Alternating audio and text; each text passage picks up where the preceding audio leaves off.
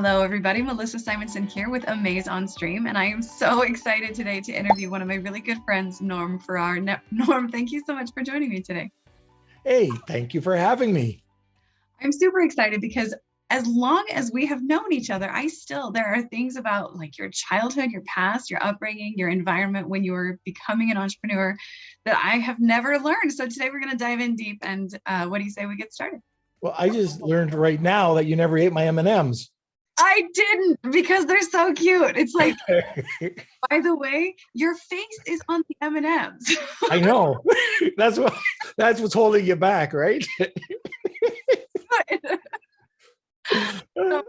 So for those of you who need in on this inside joke, Norm had me as a guest on his podcast. I know this guy, or rather, I know this gal. And then we were chatting at a different event after the Empowering Women's Conference this past year, 2021. And he gave me a gift of this amazing mug that has the beard guy on it, and it has these M&Ms inside that have logos. And it is too cute. Like, they've been sitting in my fridge for 6 months because I cannot do it. I can't eat it, but I keep telling my kid, don't touch it. One of these days, I'm gonna be like, okay, good. I'll do it. I'll be like, today I need Norm. I need some Norm power. So, okay, so let's dive in and let's learn a little bit more about you, Norm. I want to know, like, right from the beginning, were your parents and like your family members entrepreneurs, or did they have regular jobs? Well, yeah. So mom stayed home. And dad was, if you want to call a crazy entrepreneur. At first, like he was a commission sales guy, but then he started a business, and then another, and then another, and another, and another. So yeah, he was all over the place. Yeah. And yeah, just recently got out of. I still think he dabbles in it, but he just recently sort of retired. Yeah. So, and these were successful ventures that he. Yeah, not small businesses, fairly large. I'm sure I know there were some failures, but when you open up, even if you open up your first business, the chances of you failing are pretty good. Yeah. So if you never had a failure, you really never have been in business. 100% true. So, okay, so you had this great example with your dad. Is that what made you kind of see how that could be a path for you, and what got you inspired to become an entrepreneur yourself? I'm sure it had. I think the opportunity, and I saw that he had the opportunity, but I also saw that he was absolutely 100% addicted to his work. Yeah. So when he was a rep, and he made really good money as this sales rep, he was able to spend time, do a lot of fun things. But when he opened up his first business, that was gone. Like he worked night and day. Yeah. So he put everything, like it didn't matter what the job was, but he'd work late. And I don't think that ever stopped. Like maybe when he got into his 60s or 70s, it let up a bit, but yeah, he was gone most of the time. And but he worked hard. And what I saw was the opportunity, I think that you can do it. I worked with him, like he had a lot of manufacturing facilities. So I remember at 10 or 11 biking over to his facility. He paid me 10 cents an hour and I got all the pop I could drink. So that was my first salary. But I worked. You're a Diet Coke guy now. yeah, that's right. But you should see me when it's regular pop. But anyways, I've worked with some like companies that were just starting out. I worked with his company that hired, like he had about 1,200 people in this one company. So I got to work there. I got to work in his, like the main office side. I mostly worked in the manufacturing side though. And I saw all sorts of good, bad, and ugly there. Like, real all sorts of life. And what was really cool is I think that's helped me out today is I also got to be with all sorts of people. Like just meeting people and talking with people, and I didn't care and I didn't know any better, and it wouldn't matter to me now, but if the person was working for a temp agency, or they were a politician, or whoever was coming over to the house, it was just another person. Yeah. So and I think that's what helped me out with life, just being able to talk to people. Yeah. Well, Did that sway it? Yeah, I guess. I think that speaks so much, first of all, to your character, but also like it makes sense. It makes sense that, that given that was in your past, that now that's how you treat people in general, like whether they are like the who's who or the VIPs, or whether they're a brand new, not even launched seller, like you're just as excited to be in conversation with them. That's such a beautiful thing to see. And like, I think maybe it explains also your I Know This Guy podcast, talking about people and their interesting lives, and whether or not they're in e-commerce, just recognizing the value that each human has. It's something that I have always enjoyed about you, just as a friend, Oh, thanks. Yeah. And the thing about that podcast, by the way, is what was really cool is, and we tried to not do this, but you didn't have to be a celebrity. And what it was about was the average person, like, for instance, working really hard, the struggles, maybe getting hit with the odd ceiling fan and bleeding profusely from the head. But I mean, everybody has a really cool story. You just have to bring it out of them. Yeah, that's exactly true. Shame on you for bringing that up. And that's a true story, by the way. Yes, it is a true story. It's my true story. Like bleeding down my neck. Terrible thing. And if you guys want to hear more about that story, you're going to have to listen to I Know This Guy podcast. Right. That Norm interviewed me. We'll put the link with that. So, okay. So you grew up, you're watching your dad with this great example of entrepreneurship. And so then when you got out of like high school and stuff like that, what did you go to college? What was your next path? Well, my first business was in high school. Hey. Yes. So I had 4 friends. This is kind of a cool story. So I had 4 friends that we got together. We created this thing called Relic, and Relic Promotions was this rock promotion company. So anyways, we would go and we try to find rock, music or musicians to promote.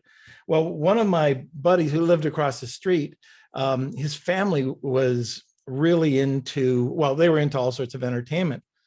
Well, Loverboy was going out on their first tour. Like we were in grade 11, Loverboy was going out on their first tour, and the manager had called and asked if we wanted to promote them during the Working for the Weekend tour. And so it was like, wow, but this is honestly the truth. We said, no, the music sucks. And, and they turned out to be this huge band, right? But we were all into all this other type of music, and we would never have touched it with a 10-foot pole. Now I wish, I would have eaten my pride and gone with it. That is so funny. Yeah. But So Relic Promotions lasted for a summer, but we were actually incorporated. So, and that was one thing that my dad got. So he got his lawyers to help us out, and did that. And then I went to college. So I went to film school. It was film and cinematography.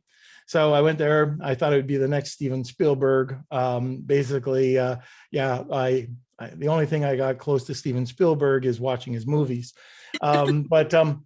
I started a business there to help pay my tuition and everything there. And it was called Excel.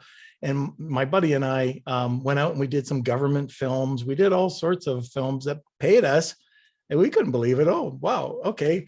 We did weddings, and I remember the one was like $2,000. And it was like, oh my God. And then we did this one for the, I think in Canada it's called Children's Aid Society. So I'm not sure what it is in the States, but that was our first big government contract. And then of course, being my typical stupid self, I quit my last semester. No. Yeah, I got an opportunity to do this other job, this photo gig, and I took one semester. It's always that one. So yeah. So anyways, but what ended up happening from that is I one of the things that I went onto a film set, right? I was and it was for commercial film. At that time in Canada, commercial films were doing more than the Canadian feature films had, like, there was nothing. There was no budgets there at that time. And we did the films for General Motors, and they were, this is going to date me, on Laserdisc. Laserdisc. So, and Loverboy dated you. Yeah, Loverboy dated me. Yeah, but anyways, one of the people, like one of the things my profs told me was, if you ever get onto a film set, and all I was a lonely assistant, right? I was the one that got basically, all the stupid jobs. But he told me every morning, even though you're going to get paid nothing or the lowest pay, always bring the team coffee. Mm-hmm. And I did. And by the time I finished that first gig, which I did for free, the producer hired me on to work with him. Wow. And yeah, and then I was off. I was doing I was working with like really high-end camera guys, putting up set designs, doing all sorts of stuff. We did about 23 General Motors films before it was just boring and I went on to something else. Wow, that's pretty incredible. So just by giving it everything, regardless of what you're getting out of it, and also by just saying yes, just saying yes to opportunities, even though you had to know, like, if you're walking away or putting on hold your last semester, chances are real decent that you're not coming back to that last semester. It's not going to happen. Yeah. I knew when I left, it's just not going to happen. Yeah. But I thought that by chasing these dreams that it would happen. But you also have to figure out if that dream's for you too, because I didn't realize how boring everything was. So right. I didn't realize, even though I was in college for those 2.5 years, I didn't understand how slow it would go. I couldn't do things on a dime, especially if it was on the union dime. So right. That was a whole other thing, like doing things as an entrepreneur and doing things in either a corporate environment or under a unionized environment was a completely different, completely different stage. Right. Oh yeah. So I imagine, I would love to learn a little bit more about that. So, Idaho is not like unionized. It's not like Chicago is like union. And there's a lot of union stuff I know in like Washington State. For me, not being familiar with union stuff, I imagine that it does have some guarantees on like, a certain amount of pay, but also gives you some ceilings and a lot of more regulation. Sure. Is that right? Yeah. I mean, there's absolutely a lot of pros, but I'm not that guy. Yeah. I'm a risk taker. Like I remember working at CNN, not CNN, Canadian Railway. I forget what it was called, CNR. And I was unloading. I got a job, high paying job for school. Like at that time, it was like $7.77 an hour, which is, I don't even know what that would be, but it was awesome. Yeah. But I remember my first day and like, I would just be, I remember I had just a couple things left on the truck. And the one guy came over and he says, "Hey, it's 5." So yeah, but I just got off the truck. It was what? I just like, off the truck. And I had to get used to, working that way, just like I would have to get used to working in a typical corporate environment. It sucks. I'm not a corporate guy. Yeah. I couldn't work really for anybody else. I work for my clients, but I couldn't work for anybody else.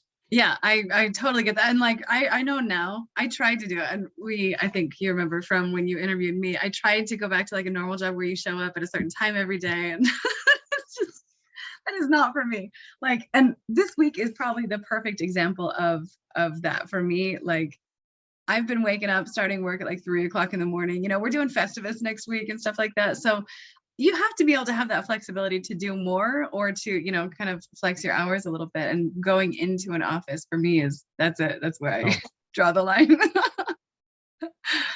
So I totally get that. So you were working for this union job. You decided you needed something more. Did you have ideas? Oh, that Start? wasn't a union job, that one. Oh, It was a independent filmmaker. So if it was, I wouldn't be able to have had my hands in every little thing.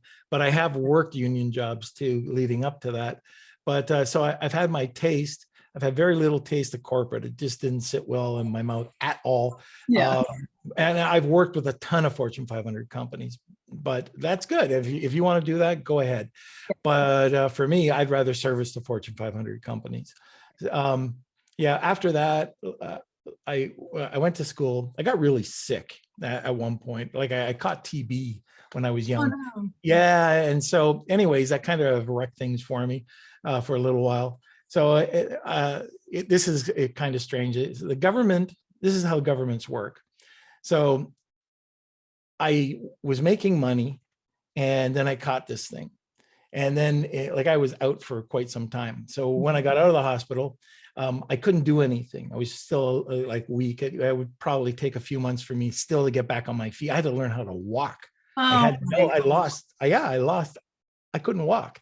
So anyways, I lost my apartment because I couldn't pay for it. So, I'm trying to get unemployment and they wouldn't give it to me. So they said that, if, like I said, oh, I want to go back to school. Yeah. And so actually, this is just, I have to go one step back. It's kind of in between the two jobs I was talking to you about.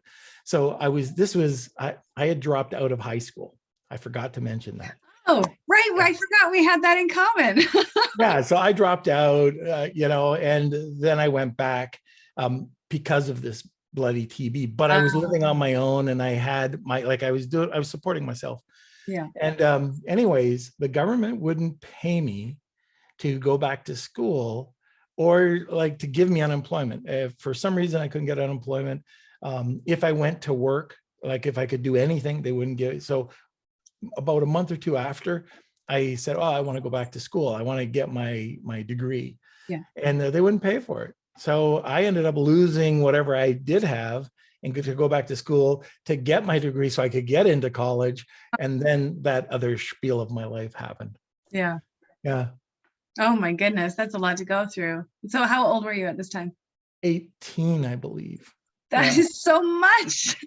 Oh, yeah. Yeah, it was fun.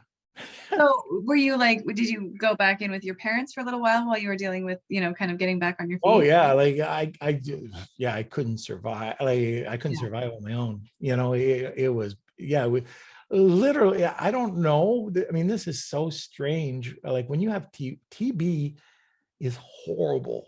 It's you cough every second, right? Oh. And then not only do you cough, you can't get out of bed. You lose all your muscle, right? So I'm a pretty big guy. I was 132 pounds. Whoa. Yeah, I lost all muscle mass. So when you get up and you try to walk, you can't. You just can't. So it took a long time for me to get that back in my legs to do it. And then they said that, because of my lungs, I couldn't, I went into the reserves in the Army. I was a gunner. So during the time in college for a summer, I decided, I'm going to go and try this out. So I went, they said I couldn't do it because I had bad lungs.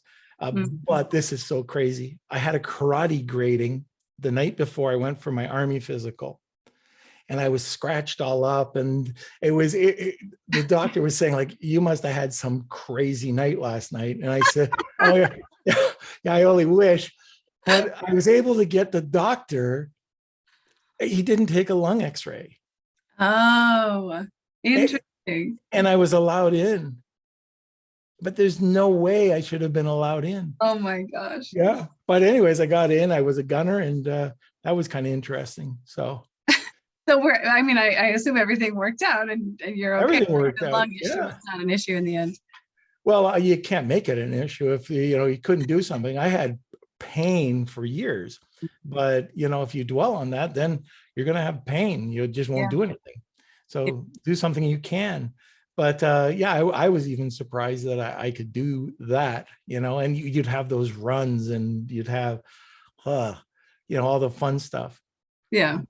But I was somewhat of an athlete growing up. So, you just did what you had to do. Mhm. Yeah. So, okay. So you joined the reserves, and so you're doing that for a little while after you sort of recovered and gained some of your strength back. How long did that last? I was on and off for a couple of years. Mm-hmm. Yeah. You do Yeah. any kind of entrepreneurial ventures during that time, or were you relying just doing that and kind of Well, getting? that was while I'm going to college. So I had Excel going, that film production company. Right. That's a lot. Yeah, and a matter of fact, it was one of the guys in my film course that's in that picture in the background, that he got me involved in the reserves. He was doing it part-time while he was going to film school. So you're making money because you're doing reserve stuff. You're making some side hustle money with your friends with this business that you made and your dad helped you set up. And that takes you to what point do you think? Like what about what? After I decided that I didn't want to do the film thing, Right. I went back and I was working with my dad for a while, Mhm. and he got into a venture. It was a furniture manufacturer, and that was like, he had companies that were doing very well. And then this is where I learned this. He had a passion. He had an emotional attachment to a company that killed him. Not literally. He's still alive. Yeah. But it killed him financially. And the reason why he kept pouring money into it and money into it and money into it, sapping him, was because he had an emotional attachment. Oh, that's the And worst. so it is.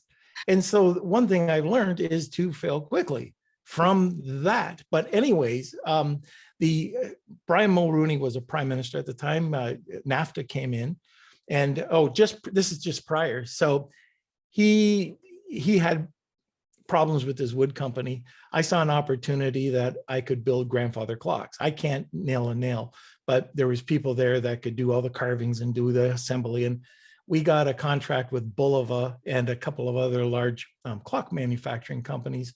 And I did that for a while and learned some business. However, NAFTA came in, and it was overnight.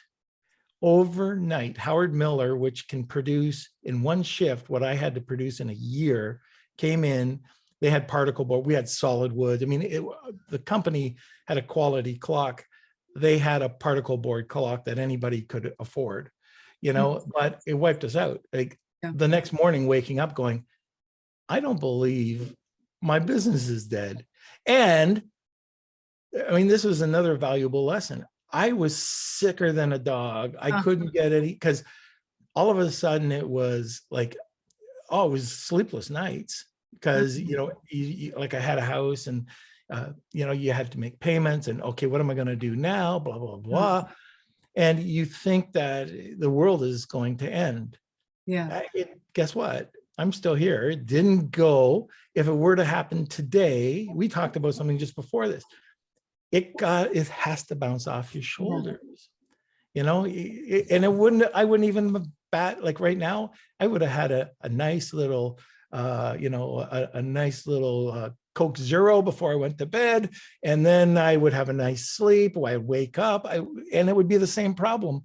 But the difference is, what you learn over the years is that you're your own worst enemy. You provide your own stress, and it's human nature. You always think the worst. You always think the worst when it's usually the least. And, you get out of it. You get out of the issues, and it's never that bad. That's exactly right. I think that's such a great message and so important to remember. And actually, I would say that this even pairs well with the other statement that you made, which is, if you're already going to be in pain, why not also do something? You're going to be in pain either way. You're also getting something done. And what you just said, which, I think together the message is very clear that, like, the pain will not last forever. But if you are going to be in pain, you might as well still get something done, Yeah, exactly. And you know what? I mean, which is really crazy. So, oh, you might sprain your knee or you might break a leg, and it puts you. And it's happened. I have never broken a bone. Well, I Me have. either. I know I've broken my knuckles, but I've Oh, never broken like anything major, right? But if I did, I look at, these guys that have gone through hell, or these people, that have either had their legs blown off or they've been in fires, and they're doing something. yeah. I might have a broken pinky, and I'm not going to complain over that broken pinky or whatever it is. There's a lot of people out there that have a lot worse than I do, and that could be financially, or that could be, whatever it is. So if you lose and I have lost 100% of everything once, Yeah. and that was a killer, by the way. That was a Oh. killer. But at the end of the day, there's people worse off, way worse off, Well, and I think especially for you, having gone through what you did and watching your dad succeed and fail and try again and go through that, the message I'm getting from you that I totally agree with is you might lose it all. And if you're an entrepreneur, you're probably willing to risk it all. But Yeah. even if you do lose it all, you have the ability and the belief in yourself that you will be able to build back up again. And I think that's what sets entrepreneurs apart, and something I think is such a powerful message from you for even just this podcast, but just every time I see you, you just have an energy about you. And I think that that belief, that constant confidence in yourself that you also kind of give to the people around you is a beautiful thing. Oh, thank you. You're welcome. So, okay. So now, you told me you had a house at some point. So where did that pop in? So you had left film school and that job that you were doing because you realized, like, if I'm going to do this forever, this is going to be way too boring. And so then you are carrying on. And so where was the transition there? You bought a house at some point. Did you get married, or is that still down the line? Actually, when I went back to school, Yeah. so here, like, I had the TB, I went back to school, and then I went to a physics class, which I would never have gone into before. But anyways, I love physics now. But anyways, this person sits beside me and we strike up a conversation. It turns out to be my wife, so we've been, 1986, we got married, and probably, I don't know how many years before that, it was probably, I don't know, we went out for at least 5 years. Yeah. Yeah, before we decided to get hitched. But that happened because I went back to school. Yeah. Yeah. That's amazing. So you go back and then you meet your wife there, and okay. And this is at the same time that you're doing like the Excel stuff as well. Yeah. And was this pre or post tuberculosis? Well, just after. Just after. Just recovered, getting back to walking and being able to walk up steps and stuff like that. Yeah. So this happened probably 2 months after I could really I was mobile. So, back to school, hold my books, do stuff like that. Yeah. Wow. That's a lot. That's a lot to be dealing with when you're still kind of recovering. But I if I know anything about you, you're going to take the pain and carry on. Well, dealing with her? Yeah. No. No, she has to deal with me. Oh, that's so awesome. So, okay. So now you met your wife, you have a house, you had this big problem where you lost everything. Can you dive into that a little bit? Horrible. Okay. So this was awful. This was awful. So Connie is basically, well, just before, she's pregnant during this whole time. So anyway, I meet these two people, I'm doing work with them, and they say, oh, you're such a great sales guy. Why don't you be a partner with us? Great. I knew nothing about business law or anything like that. Yeah, sure. Okay. So all you have to do is invest $25,000. Okay. Invest $25,000. And what'll happen is we have an operating line. It'll be paid up and we're going to extend it. And I went, oh, okay. So it was $400 I think it was $425 to $450,000. Okay. So I thought, all right, we got lots of like, we're good. And again, I did not know my numbers. I did not know how to read a financial statement. I knew none of that. Okay. And during that time, it's so important that people know this when they get into business, especially if they're going in with partners. Mhm. But I'm going down the road and I'm listening to one partner talk on the phone, and I guess he forgot that I invested $25,000. And I heard him say something about, oh man, how are we going to cover off the operating line for payroll? And I'm sitting there going, what is he talking about? And we were over the 120 or $425,000. Oh, no. And I had another guy that was coming in that was going to put in $25,000. And so like, I'm going, what are you talking about?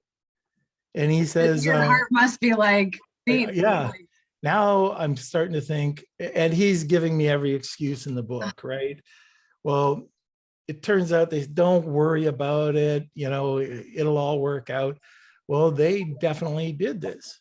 Mm. They had two sets of books. They had the books I was seeing, they had their own set of books. The other guy I called right away, I think it was that night, and said, don't put your money in. And he thought I was trying to keep him out originally, and we became very good friends. And this is where another door opens, even at a complete disaster. Yeah. So it turns out that I wasn't prepared for this. On paper at that time, I was a millionaire on paper. Okay, so I was very young. I was a millionaire. I had the house, the cars, I had everything. Right. Beautiful pregnant wife. Everything's like that. Pregnant wife, everything I need. So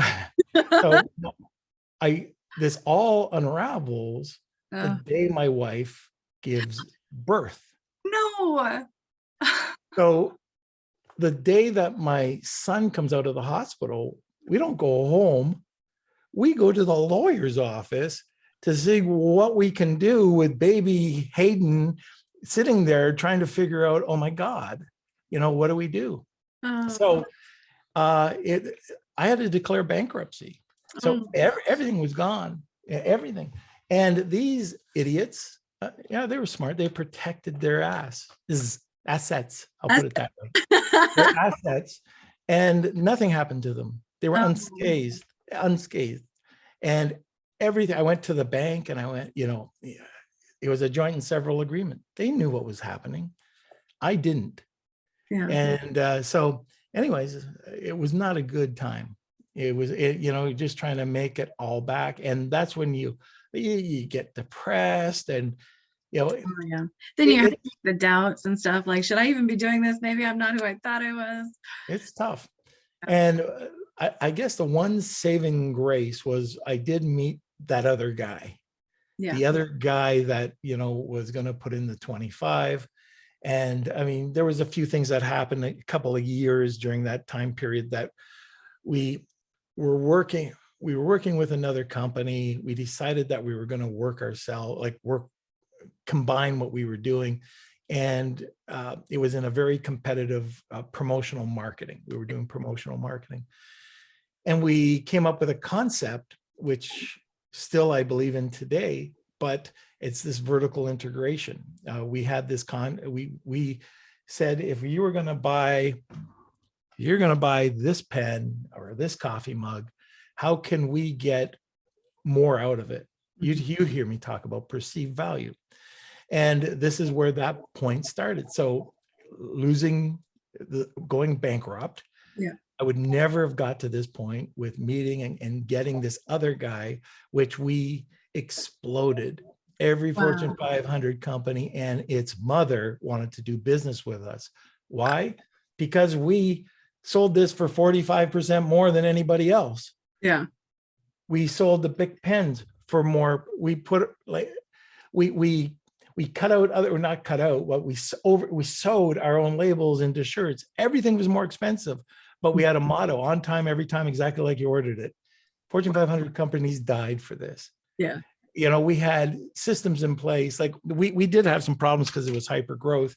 And that's why, I got into the eMyth Academy, right? Like just Oh yeah. systems and processes. But so, okay, so how do we even build more profit? Okay, let's buy a screening operation. Let's buy an embroidery operation. Let's buy a courier company. Let's buy a fulfillment center. And we took it all under our own roof, and we started doing everything. We got a really fantastic name in Canada and the United States, and it went really well. So that was the bounce back. Oh, that's amazing. So how long did it take you from that planted seed of like, hey, don't put your money in this thing, it's gonna kick you like it just kicked me, and then kind of you guys talking partnerships to the actual point where you started to build this company together? We were always talking about it like months after, but it probably took a year and a half before we just said, yeah, let's do this thing. And we were on a shoestring budget, and we Hershey's, if you're listening, but the project manager or one of the brand managers loved what we were doing and the customer service that we provided. And they gave us $16,000 upfront, COD, it was cash in advance. And that's how we started our company. Wow, that's amazing. Yeah. It's incredible. It reminds me of that story with what's his name, that he goes to like Coca-Cola or something and says Lady Gaga wants to have your representation at her next whatever, and then goes to Lady Gaga, hey, Coca-Cola wants to sponsor you or something, facilitates this and gets a check of like 25 grand as commission for putting this together, and none of those other parties knew him before that day. Yeah. Like it's it's one of those things where you kind of create your own opportunities and you make it work. It's often behind the scenes for entrepreneurs, but you're making these opportunities and you're using a lot of very creative solutions. And that's, I think, outside the box that some people who are not entrepreneurs are like, is that okay though? Is that allowed? There's a few things you could talk about. I mean, you could talk about a bunch of it, but opportunities are everywhere. They're everywhere. Something happened today, there's an opportunity tomorrow. Yeah. Opportunities are really everywhere. Taking advantage or taking action is a whole other thing. And I have got a really great, one example. I love this example, but one of these Fortune 500 companies, our company was located within those companies. So they didn't have to call it, they could go and they could place their orders within their company, within the States and in Canada. So I had flown down to San Jose, and everybody was in a horrible mood, terrible mood in the purchasing department. Mm. And I'm going, what is up with everybody? Like usually, everybody's getting along. I went to lunch with the VP who was out of Calgary for purchasing. What's up? He said, oh, it's these non-contracted suppliers. It's that time. They get paid in 240 days and they're screaming at us. Like it's just phone call after phone call after phone call. Everybody, just all bad news today. And anyways, I got paid 30 days. So I was a contracted supplier. And by the end of lunch, I had said, I have a solution. Why don't you pay me in 30 days?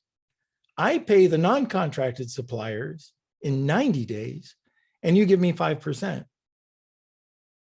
And all of a sudden, we were this Fortune 500's international global purchasing department for non-contracted suppliers. We were making so much money. And like I remember going home in my car with one of those big brick phones, calling my bank manager saying, I need $250,000 as a bridge finance for the masters that this company wanted.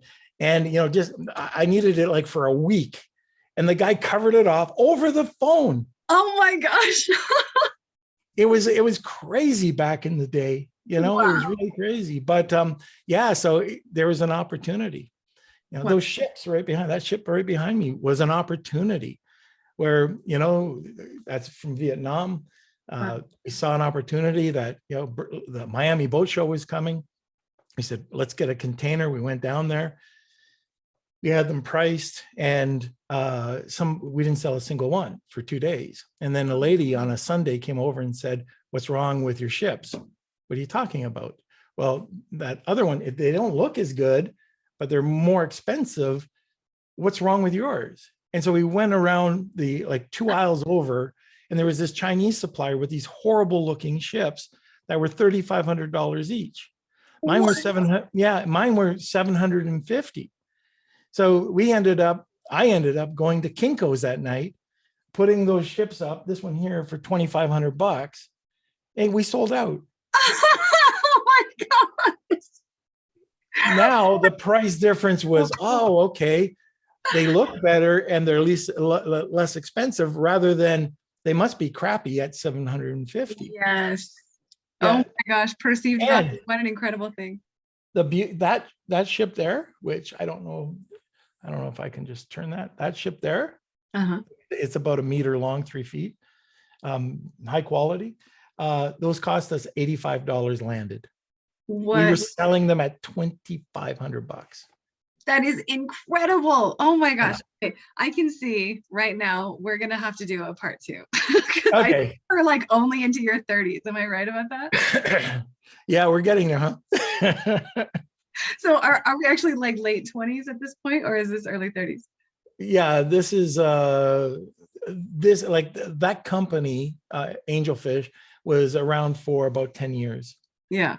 Yeah. So that all kind of happened. But all of this came together. And I like to say that probably the reason why I was able to build, scale, automate that company so well is because of an organization at the time called Young Entrepreneurs Organization, which is now called EO. And it brought business people together in a non-competing forum. Like you met together once a month, but then you had your forum, and it was like a board of advisors, and like a trusted board of advisors. In fact, what's today's date?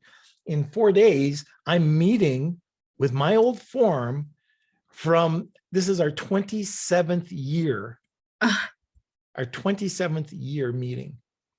That's incredible. That is incredible. And this is in like a chapter in Canada, I presume?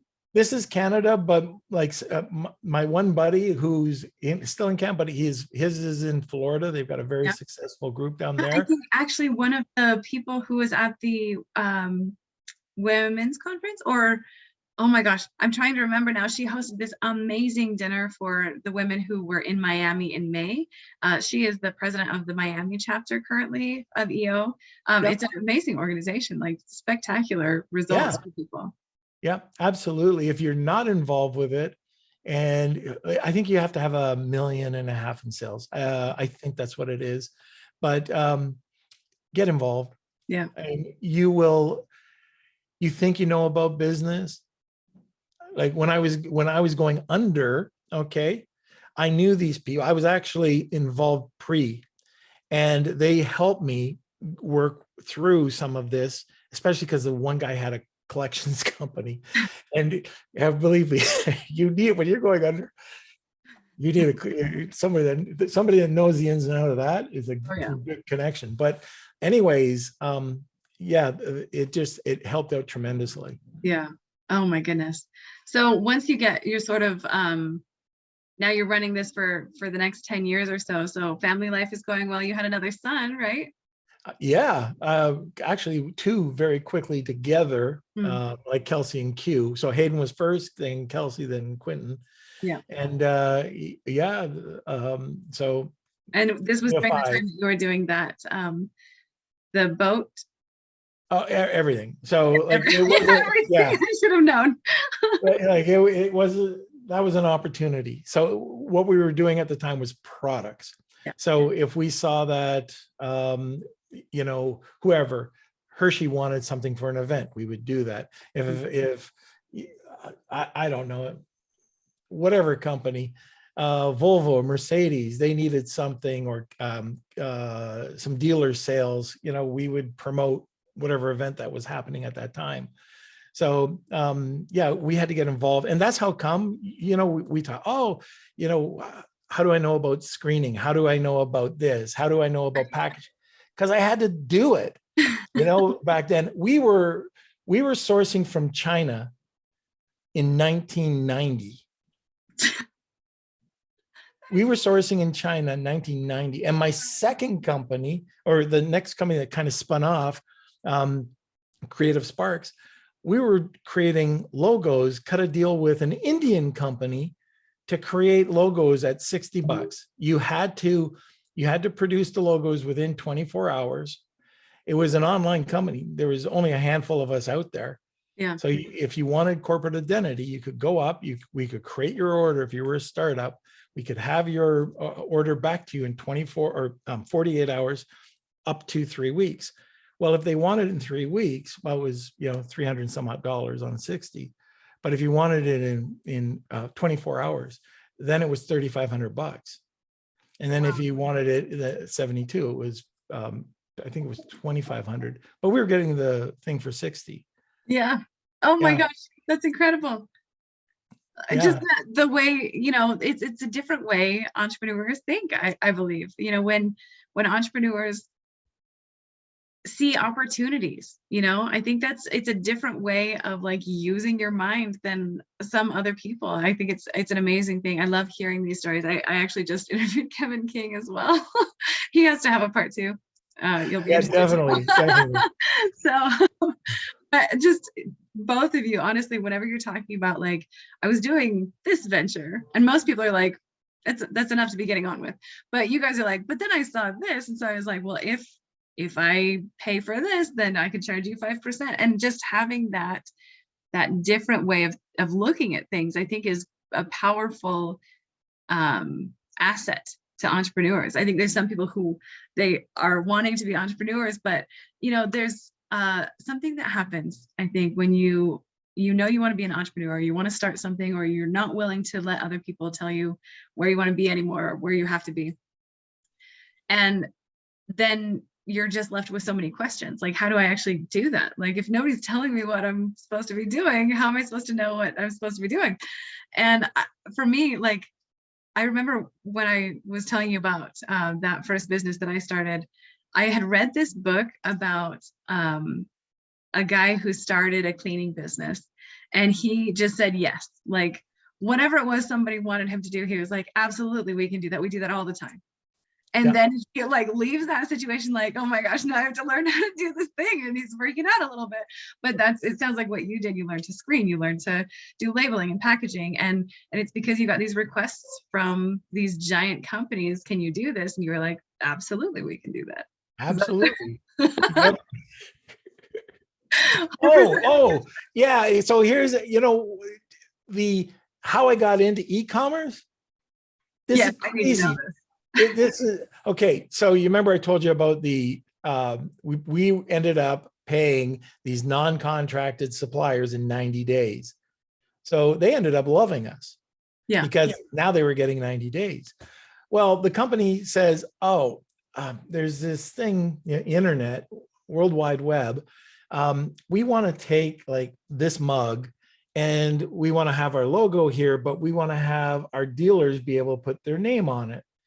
It was like, okay, to do it online, it really wasn't that common, right? It was very, very new. Oh, right. So I didn't know. So they said, can you build us a e-commerce website? And it was like, yeah. So I contacted one of the 90-day guys we were paying that was a programmer for them. And I said, do you understand this? And he built the website. Oh my gosh, that's insane and so incredible. Like, talk about it pays to know people. Yeah. Oh my gosh. And the other thing, like, I would say, one of the things we say at Empowering, one of the things that Steve is often always saying as well on his Awesomers podcast is Zig Ziglar's quote, you can have everything in life you want if you help enough other people get what they want. And that is so true with even in sales terminology, but also in this case, it sounds like, where you're like, I can help you. I can get you the thing you need. And by doing that, you created this whole other opportunity that you never could have seen coming. It was a beautiful thing. Well, I hope that you will be open to scheduling another podcast with me so we can do part 2 and take you from getting into e-commerce until, you know, speaking engagements and all the other stuff that people now are more familiar with. Would that be okay? Absolutely. Oh, you're the best, Norm. Thank you so much for joining me today. I hate to even cut this short because I'm having way too much fun, but I'm going to make sure that we get you on for a second episode so that we can hear more about how you started in e-commerce and how that led to where you are now. So thank you so much for joining me today, Norm. Really appreciate you as a person and for being here today. You are very welcome, and we are going to see you in a couple of days. Yay! I get to see you in Miami just very, very soon. Yeah. Very excited about that, to see Carlos and Steve and you as well. So I will see you soon. All right. See you later. Okay, cheers. Bye-bye.